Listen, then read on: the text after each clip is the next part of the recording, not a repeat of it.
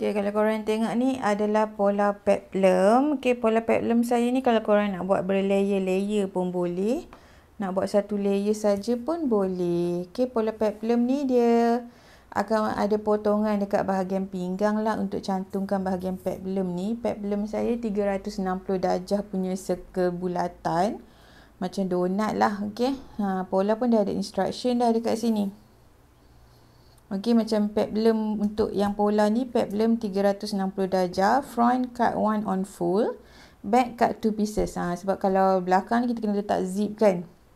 So, pola akan dapat macam ni lah. Okey, pola lengan.